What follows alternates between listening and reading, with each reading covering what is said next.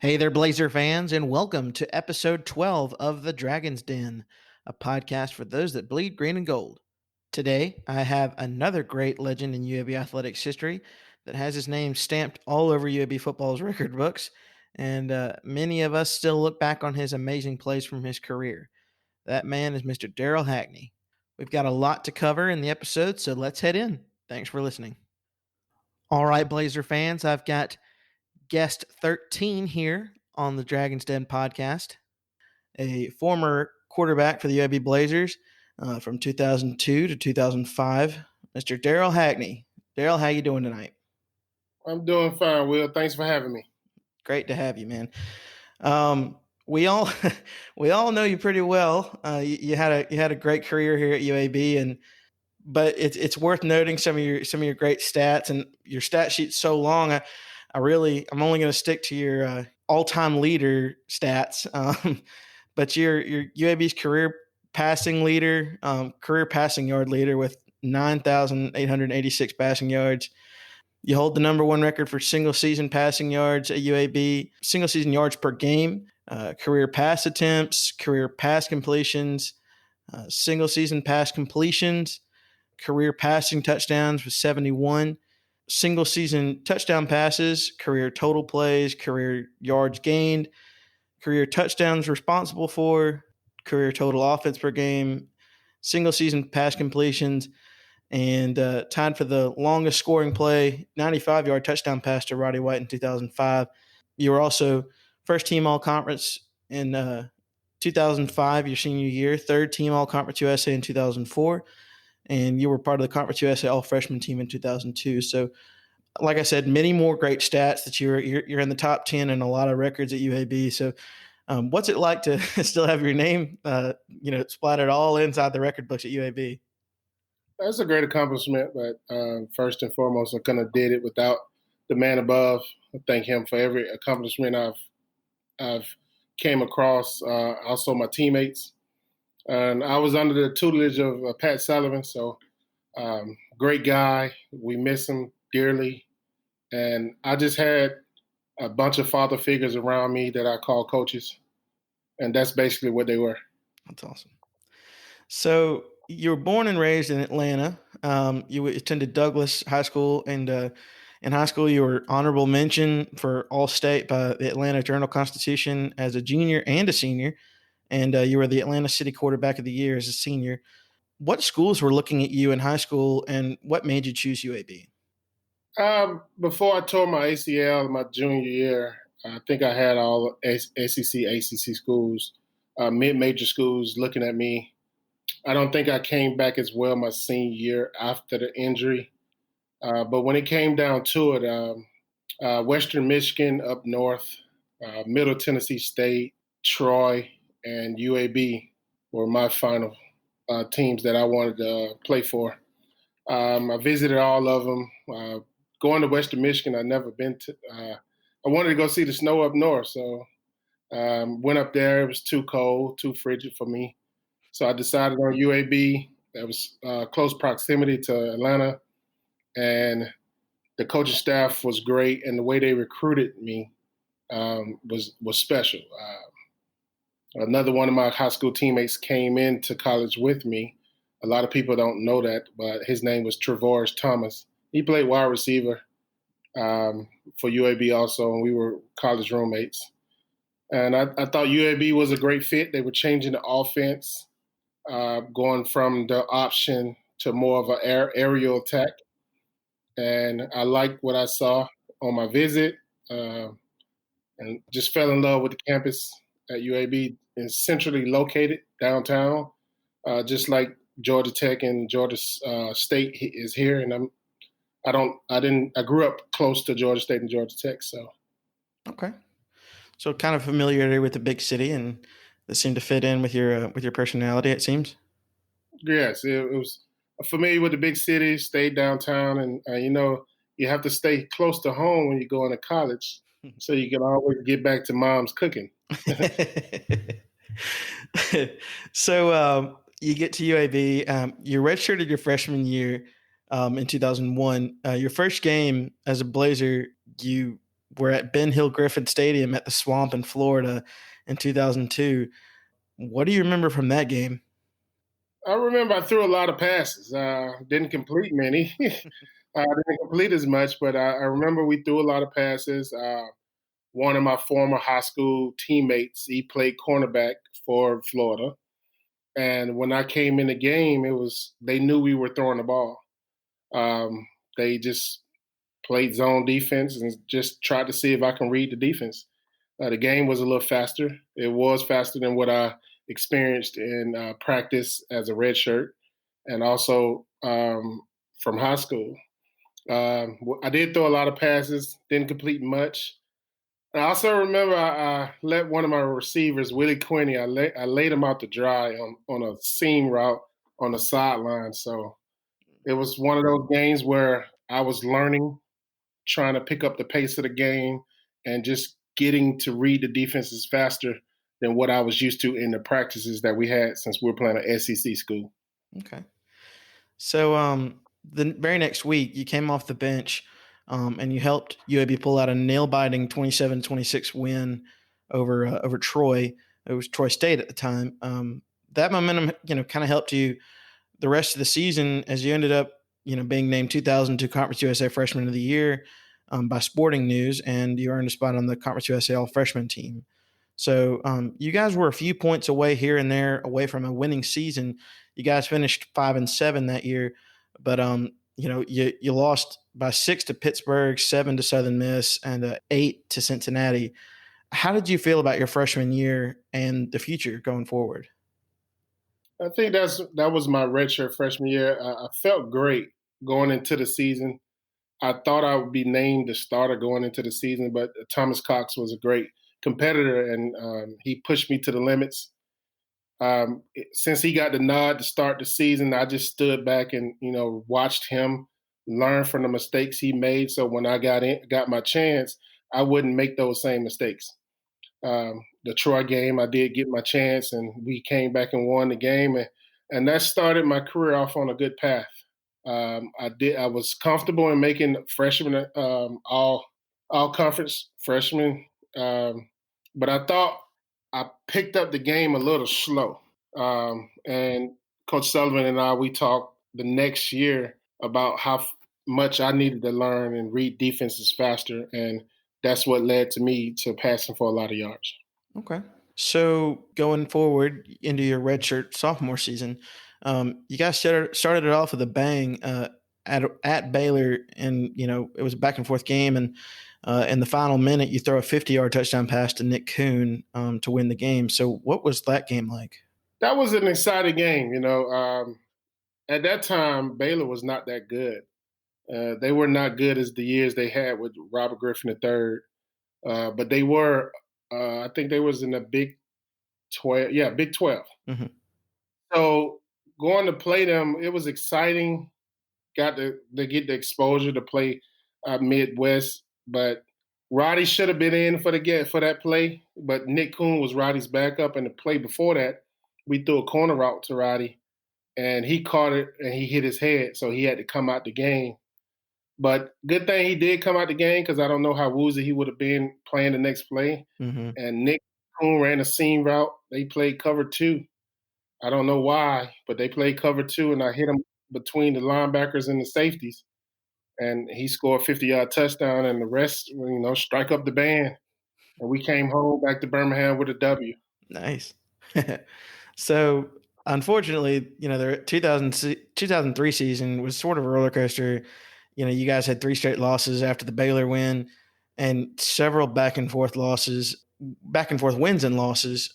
2 of those were to number 16 TCU, and the next week was number 4 Georgia by a combined 6 points in both those 2 games. In that TCU game, you suffered a season-ending thumb injury. What happened to cause the injury? It was a rollout play to the right. I was looking for Bradley Chavez on a roll route, more like a corner route, but it's more rolling it so you won't go to the pylon type play. And once I threw the ball, the defender hit me. When he hit me, my hand went behind my buttocks and I landed on it. So if I couldn't play, if I didn't break my thumb, I still couldn't play because my hip and buttocks was bruised. It was a good game. We had TC on the ropes and a lot of penalties. We look back at it, a lot of penalties cost us to lose that game. Notable penalties. Roddy scored before half. He hit a flip in the end zone, cost a 15-yard penalty on the kickoff. We don't blame Roddy for the game, for losing the game. I kind of blame myself for not being available for the team after breaking my thumb. But it was an exciting game. The injury, it set me out. I really wanted to play against Georgia the next week after the TCU game, and unfortunately I couldn't. But being from Georgia, you want to play against Georgia. But I got healthy the next year and continued on that path to trying to break records at UAB. Yeah, I imagine that, not being able to play Georgia, coming from Atlanta would have been tough. And that is hard. And I hate that for you, but you guys finished the year 5-7. Going, and like I said, you had so many close losses back to back to TCU and Georgia by 6, and then in the final 4 games, you win, lose. Did you guys feel like you had unfinished business going into the 2004 season after so many close losses and coming so close back to back years at 5-7? Yes, we did think we had unfinished business. That year and the prior year, we was 5 wins, 6 wins. We just needed to get over the hump out of the 5 wins, get to that 6th win to get bowl eligible. And that's what we did. And that was our motivation going into the 2004 season. I think that was going into my redshirt junior year. Losing the close games, you had number 16 TCU on the ropes. Yeah, we could have beat them easily. I think had I stayed in the game, we would have beat them soundly. It would have been a convincingly win, and we could have possibly went on to upset Georgia also. But not to dwell on the past, they had a good game plan going into both games, the coaches in the TCU game and the Georgia game. And unfortunately, we came out on the bad side with the L. But going into the 2004 season, we did have the motivation that we wanted and needed to get bowl eligible. Okay. So, we all know where we ended up at the end of the 2004 season. But looking at that season, it had its fair share of highs and lows, but you guys started out with a blowout win over Baylor again, but this time at home, and a 56-14 win. And then the next week you guys traveled to Tallahassee and you lost 34-7, but it was a fair game. I was at that game. I remember it was a good showing, even though the final score might not show it, but then that's when you guys really started to heat up. You guys reeled off 4 straight wins. Against Memphis, that first win that you guys got after Florida State, you were, I believe you were Conference USA Offensive Player of the Week. Then you go on the road 2 weeks later and you play at Mississippi State and you win. And, and then you play TCU at home on ESPN and you guys blow them out too. So, one of my Twitter questions was from Blazer Phil on Twitter. He wanted to know, what was it like going into that day in Starkville, and how'd you guys feel? Did you feel confident going into it? And just kind of take my listeners through those 2 games. What do you remember about the Mississippi State and TCU game? Mississippi State game, I remember a lot of cowbells. They play those they ring the bell on 3rd down every time. But I think we was confident with our defense stopping Jarius Norwood and keeping him under 100 yards. I think that was, but he did get over 100 yards. I think he had a record day, but we did stop him when needed in the red zone. For the offensive side of the ball, Roddy had a field day. I think Roddy went over 100 yards, probably 130, 140. He had probably 70% of my yards that game, 2 touchdowns. And I recall Reggie Lindsey ran back a punt that game also. Mm-hmm. I think special teams played well, and that was the key part of us winning the game. If you can win 2 of the 3 parts of football, you'll win the game. And we won a special team aspect and we won offense. Uh, Defense stopped them where they needed to, and we came out victorious, beating the SEC school. The TCU game was, I think it was a home game on ESPN. I had a record game in the first half, threw for 5 touchdowns. But a lot of people will talk about the notable stiff arm. That was exciting. I'm an aggressive player, and by any means, I'm trying to win, get out of trouble, not take too many sacks. But those were 2 exciting games. We both came out victorious, and it was great. Yeah, I asked that question this afternoon on Twitter and on Facebook, and I asked, since you're going to be on since you're going to be on the podcast, what was your favorite memory from Darrell Hackney when he played at UAB? And it seemed like every answer was that stiff arm, man. That was that was great. That was nice. I didn't see the replay of the ESPN copy of the game to about a week later, because once you win the game, you're on to the next opponent. Mm-hmm. But when it started trickling down on Facebook and the media of the stiff arm, that's when I went back and listened to it, and it was nice to be compared to Godzilla. That was a good game, and those are the memories that I remember from those games. Awesome. The next 2 weeks, you guys struggled a little bit. You played Tulane at Tulane. Unfortunately, I was there for that one. That was a hot, humid day in New Orleans. You played at Thad Gormley Stadium, and and you guys lost in a shootout, 59-55. And you come back home and you lost to South Florida by 25. In what many Blazer fans would remember as the monsoon game. It was raining so hard there at Legion Field. How did you guys feel? How did you guys feel after those 2 games? That kind of spoiling the hot start that you had to the season. We didn't want to hang our heads, but we knew what work we had to do after losing 2 straight to South Florida and Tulane. I think the Tulane game we were ranked. Mm-hmm. We were in the top 25. And I don't know if it went to many of the players' head, but I typically give speeches before the game. I gave speeches before the game, and I try to make sure they're aware. Don't take this for granted. We need to go in there and handle business. This is a business trip. We're not going out here to play games with Tulane, but they had a good quarterback also. I think it was Lester Ricard, the quarterback. Mm-hmm. And he made our defense look pretty bad that game, and I made their defense look pretty bad. It came down to who had the ball last and who could make that last play. Unfortunately, we had the ball last and we couldn't drive the ball 80 yards. I think we took it about 40, 50 yards, and we couldn't we needed a touchdown or a field goal to score, but we was unsuccessful.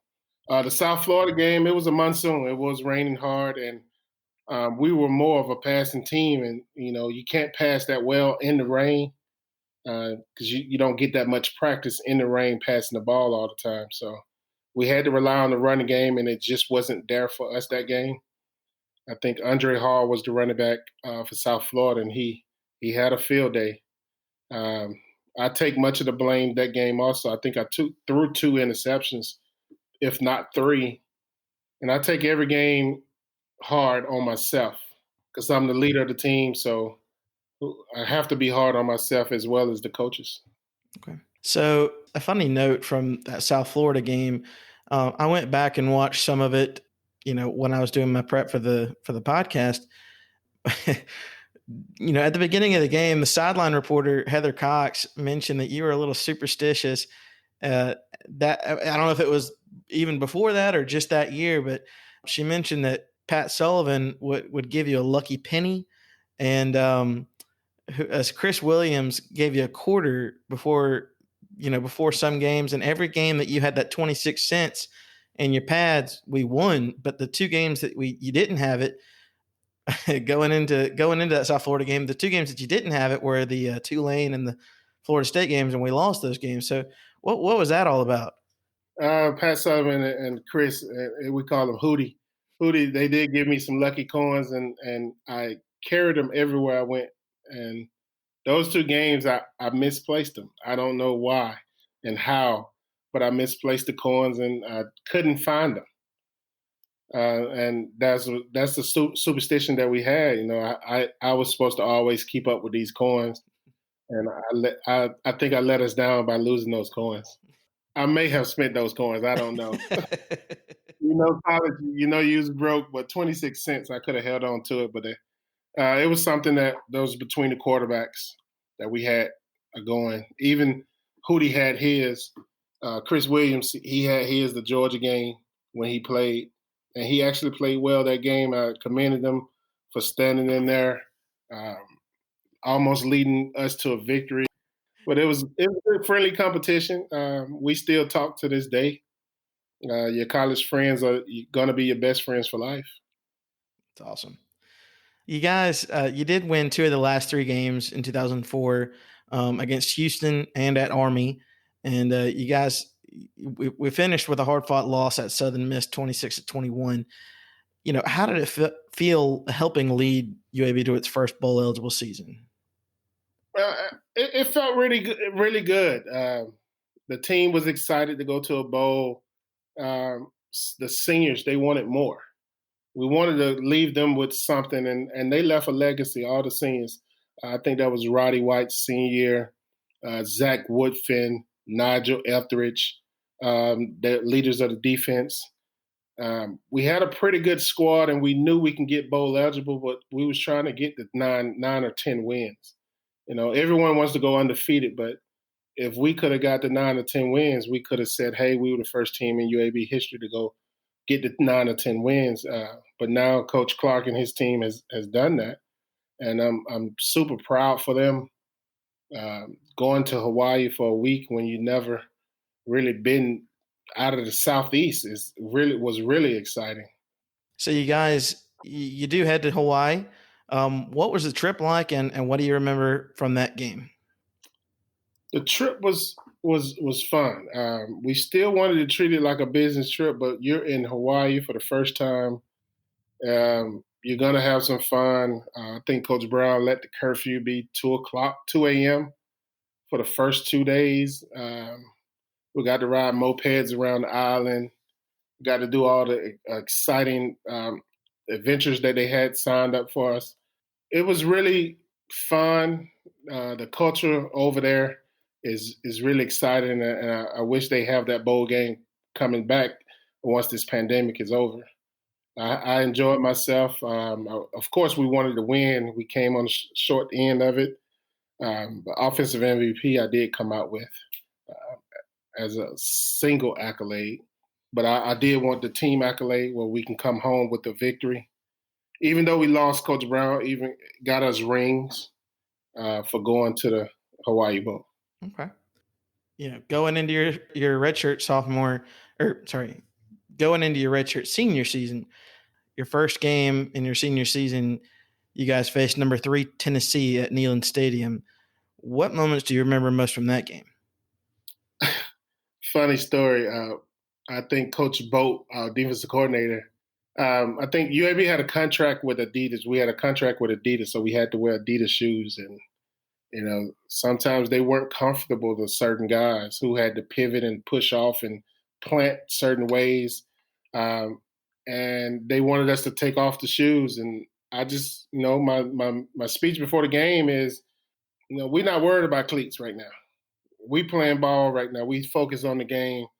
If you got to tape over the Adidas sign, the Nike sign, do that. Let's get ready to play ball, and we're going out here to win. We don't care about any cleats. So that was an exciting game. I remember having Tennessee on the ropes. We just couldn't pull it out. The memory I remember is a bad memory. I threw an interception inside the 10-yard line on a tight end screen. It was a great play call. I just couldn't get the ball over the defensive end's head, and he picked it off. I remember Reggie Lindsey catching a drag route for a touchdown. That was our only touchdown outside of the field goal that we got to make the score 17-10. We just came out short. If we had one more drive, I think we could have tied it up. But, you don't get that other drive if the time runs out. It was a hard fought game. I was there, but I was pretty young at the time, so it was a very well hard fought game, and I think we scared the Tennessee faithful a little bit in that game. But you guys bounced back with 3 straight wins, at Troy, Jacksonville State, and Rice, but had another roller coaster finish with several close losses again. A 1 point loss versus SMU, a 1 point loss against Marshall, 6 point loss against Central Florida, and 8 point loss against ECU. You guys finished 5-6. So, going into your last season, I know that a senior's one of your biggest goals is to, go out better than when you came here, but you did take UAB to a bowl game in your time here at UAB. So, at the time, how did you feel your legacy was going to be remembered when you left UAB? I really didn't know. Going into UAB, my redshirt freshman year, after that season, no, my redshirt sophomore year, after that season, UAB signed 4 quarterbacks. So we had Kyle Bissinger, Curtis Falani, Chris Williams, and then we had a guy come from a JUCO in Kansas. So 4 quarterbacks signed within the next 2 years. I was worried about my job. That what made me get on the grind and always call team meetings late at night with their skill players and go out and just get better. I thought the more I can do and the more I can build a rapport with the team, that I can continue being the starting quarterback at UAB with my work ethic. After the season, losing to SMU by 1 on a Hail Mary at the end of the game, we lost to Marshall on the road, Central Florida at home, and ECU on the road. I didn't know what my legacy would hold because I never won over 6 games. So I thought that I didn't think that someone would come as fast and break some of the records that I've accomplished. But this is a team sport, and I really didn't care about the single accolades. I wanted to win a championship, win a Conference USA championship. I wanted to go to multiple bowl games, and I didn't accomplish that. So I didn't know where my legacy would end. Well, I can tell you, it's we're still looked upon very fondly among the UAB faithful. If nothing else, I'm right there with you, and I know, considering a lot of the questions that I got and a lot of the good comments that I got the other day when I announced you were going to be on the podcast, I'd say you're looked upon very, very fondly. So I know we all have really appreciated your time at UAB, and there's some years where I definitely wish we could have had you back. I wish you could have had 6, 7, 8 years of eligibility with us, man. That was you were great. So, I appreciate it. Of all the close losses, which one, if you could choose just one, which one do you wish you could do over again? The close losses, I'm gonna say any of the Southern Miss games. I never beat Southern Miss, and I don't like to say the word hate, but there's some hatred between the two schools. I think my junior year, Roddy's senior year, was the one I want back the most. Like each game we played, we took off with a lead, and we just let that lead up. I threw 3 interceptions that game. Roddy had a monster game.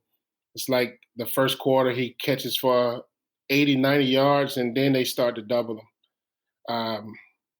I just wish I had that game back.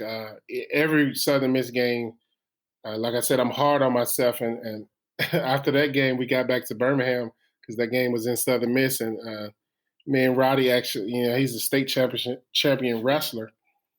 And I wrestled him, and it was bad for me. I got slammed in the mud. So I wish I could have that game back because I wanted to send him off his junior or senior year with the win over Southern Miss, and I was never able to do that. Okay. So what was life like after UAB? I know you had some shots with the Cleveland Browns and the Denver Broncos, the Winnipeg Blue Bombers, and the Florida Tuskers. What was it like transitioning to the pro level? It was. I think UAB prepared me well to transition to the NFL. It was just how much will I make of the opportunity to play in the NFL. And I think I made the most of it with my stature and height and weight. I think I made the best of what I could. And only head coach gave me opportunity was Mike Shanahan. Cleveland, I should have never went there in the first place. In the preseason games, you would like to see guys like myself play. I played 3 snaps in 4 preseason games, so it was a waste of my time going there. I built a rapport with the rookies there, and you can. I think a lot of players in the organization and the front office can vouch that I wasn't given a fair deal there. What am I on the roster for to the last cut before the regular season if you're not going to play me? If you're not going to give me the opportunity to showcase my talents? So after Cleveland, I sat out of football that whole year. I trained, just tried to get right, and just waited for a call. Got the call from Denver to come work out. They was trying to bring in a couple of wide receivers, and they needed an arm. And once I went to the workout, I showcased my talent. I can throw with the best of them back in the day. And Mike Shanahan fell in love with my arm, and we spent 2 years on the roster there, both years on practice squad and the regular roster. Once Mike Shanahan got fired from Denver, which was shocking to a lot of people, I got the news I was in Orlando. My brother, Brandon Smith, he went to University of Georgia. He was playing in the Under Armour All-American game. And I got a call, I got a text message from Jay Cutler saying that they just fired Mike Shanahan, and he just talked to Mike. So it was one of those things where you knew the new coach wasn't going to keep you. So I just knew the new coach wasn't going to keep me, and that was Josh McDaniels. He came in, and I always bet on myself. And I don't think Josh McDaniels gave me any kind of fair shot at all because I didn't last through the spring with him. He ended up trading Jay Cutler for Kyle Orton, and he brought in Chris Sims. And I knew I was better than both Kyle Orton and Chris Sims, in my opinion, because I don't like to say another person is better than me. I want the tape to prove it, given the same opportunities. And I'd never had that opportunity with Josh McDaniels coming in. So no other NFL team wanted me, so I went up to Canada. 12 men on the football field, it's okay. It's different, but I didn't think it was for me playing in Canada, so I just came to get me a regular job. Then I started working a job, and then I heard about the Florida Tuskers League. That league came out. Funny thing is, the coach, Jay Gruden, was the coach, and they run a West Coast offense, which what I ran in Denver, and he told me I couldn't grasp the offense. So I'm like, how did I play in Denver 2 years and you're calling the same verbiage, same plays, and I can't grasp it? So it was the same verbiage. I guess he just didn't want me there, but no excuses. He let me go, but all the players can attest I was the best quarterback there. All the scrimmages, I led my drives on touchdowns. My drives ended with touchdowns, and it just I guess I wasn't his guy to lead his offense at the time. So I started working at the railroad. Wanted to go back to school to get my master's. So I went to Savannah State to coach. Master's program didn't work out because the head coach got fired.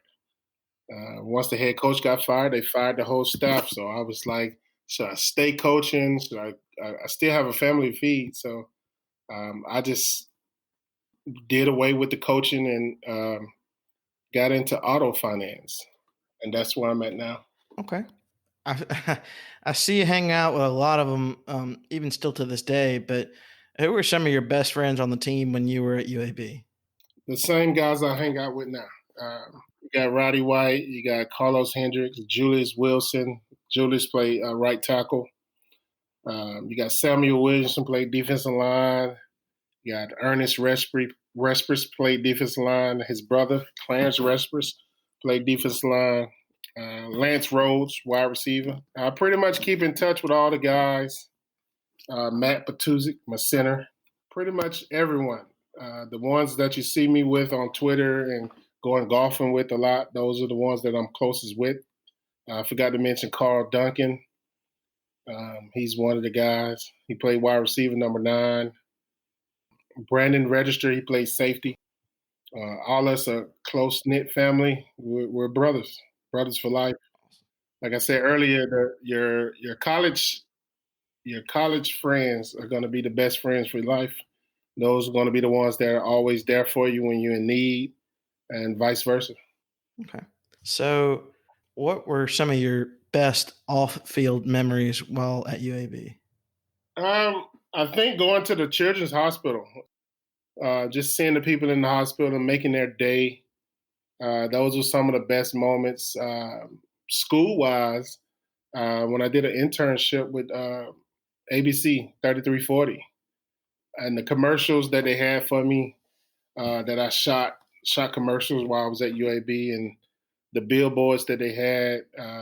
I had a lot of fun memories at UAB, hanging with the gang, just outside of football, just hanging with my friends, going to Purple Onion late at night, grabbing some dinner. And Birmingham was a great city, so Okay. I loved it. Awesome. So you guys, I've had a few of your, well, I've had a couple of guys from your era, I guess you could say. I've had, Jaquil Duggar, and he was just a little bit before your time, but I had Rhett Gallego on recently, and we both talked about, the coaches and stuff, and you've mentioned them already, but what was it like playing for Watson Brown and, of course, your offensive coordinator, the late Pat Sullivan? What was it like playing for those guys? It was good. You would have liked to seen Coach Sullivan call more plays than Watson Brown if he's the offense coordinator. But Coach Brown installed the offense, and they both did. Coach Brown called all the plays. All the signals came from Coach Brown. It was fun playing for him because he can see things that others couldn't, and Coach Sullivan could see things that others couldn't. And you put those two minds together, and that's why our offense was so successful. But I think, in my opinion, which at the time when I was in college, I wouldn't say anything about it, but I think Coach Sullivan should have called more of the plays, and Coach Brown should have took a back seat to allow him to, expand the offense and open it up more, so Coach Brown can pay more attention to the defense. But that's just my opinion. I could be wrong. It could have been a mutual agreement or something between the two that Coach Brown calls all the plays. But playing under both of them was great. Not too many people can say they were coached by a Heisman Trophy winner, and both of them played quarterback. So I learned a lot from both, but more from Coach Sullivan because he was more hands-on when Coach Brown couldn't be there. Okay. So how's your life now? What do you do in your free time? I know you said you're in auto finance now and everything. So what do you do when you're off, and how's life overall now? I like to try new restaurants.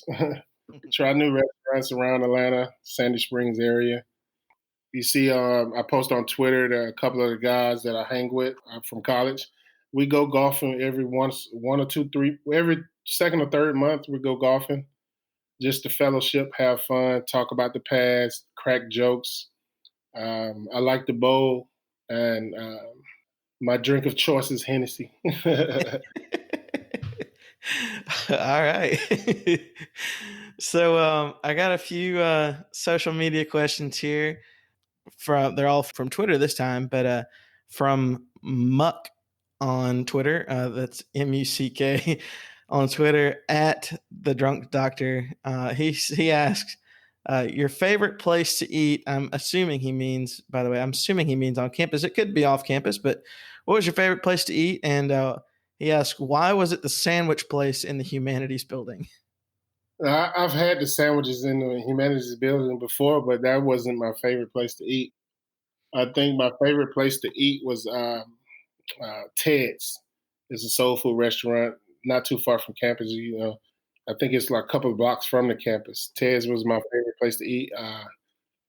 Coach Sullivan and I went to Ted's at least twice a month, and we sat down, talked the game plan through, and just enjoyed a meal.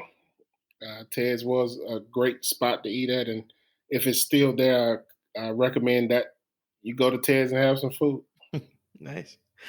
My next question, I did mention he had a couple of questions that pertain to some of the stuff that I've already mentioned earlier, but from Blazer Phil on Twitter at Blazer Phil, he asks, did Watson ever change his play calls from the sidelines? And from my personal question, like how often were you able to audible, change plays? What was all that like? I had 100% control to change the play if need be. Sometimes we didn't need to change the play. If you're seeing how we'll try to draw the defense off sides, we'll look to the sideline, get the play from Coach Brown, and he's already put us in the best situation already. But sometimes if he didn't put us in the best situation and they showed a blitz late, that's when I'll change the play. So I did have the ability to change the play. I don't know how often I did change plays, but it wasn't too often. Only when they were blitzing and we had a run play going into a blitz, or we were throwing away from the blitz. That was when I would change the play. Okay. From the Daily Dragon on Twitter at UAB Daily Dragon, he asks, toughest opponent you faced in college, and also favorite on-field moment in your UAB career. Toughest opponent I faced in college would be Florida State. I don't know how many times I got sacked that game, but my hands were swollen. I think I got hit on every play, even run plays. After that game, we had a talk with the offensive line, so I advised them this can't happen the whole season. So that was the toughest opponent.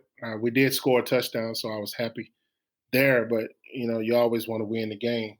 As far as the favorite on-field moment in my career, I would say I really don't know. I'm puzzled there. I would go with one of those long touchdowns. That first touchdown against TCU, Roddy's senior year. I think it went for about 60 yards. It was the game on ESPN. I think that was my favorite pass because the ball hung in the air for a long time.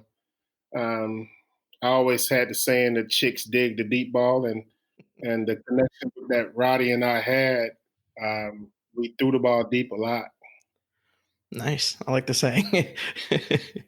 And from Brian Combs on Twitter at Brian Combs CRNP, I'm going to go ahead and assume that he was a former trainer, because his question was, who taped ankles better, me or Mike Jones?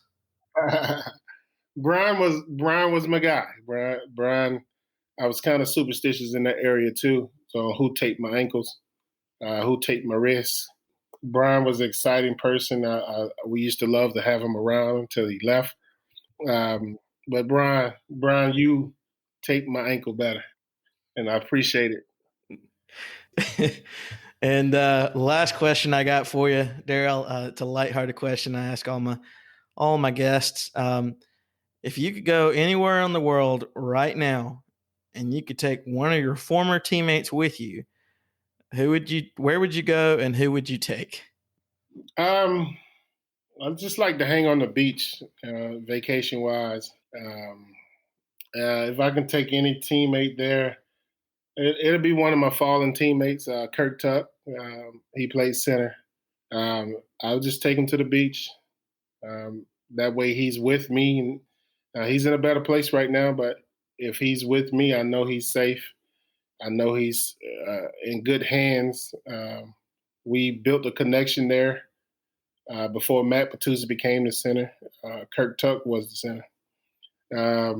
That means he's still with us and alive if I can take him somewhere on vacation. We do miss Kirk Tuck. And why would I take him? Because I want him to be alive right now. Oh, that's a great answer, man. the reason that I would take Kirk Tuck.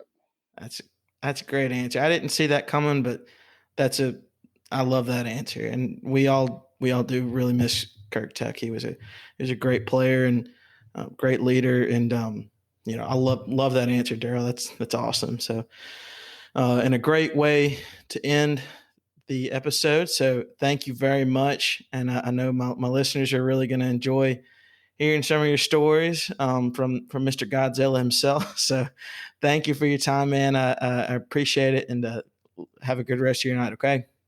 I appreciate you having me, Will, and everybody be safe and stay safe during this pandemic. Thank you.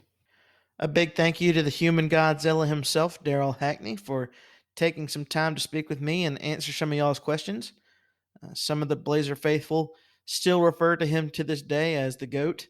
And growing up a Blazer fan, I'll be the first to tell you, I compared a lot of our quarterbacks to Hackney, and he was just a great, phenomenal athlete. And it's still great to see that his name is all in the record books, and great to see that he's still a big UAB fan. And we talked a little bit after the recording, and he still got some UAB swag up on his walls, and he's got a sign above his door that says "Home Sweet Home," and it's got UAB logos all over it. So great to see that he's still a part of the UAB faithful, and he's a super great guy.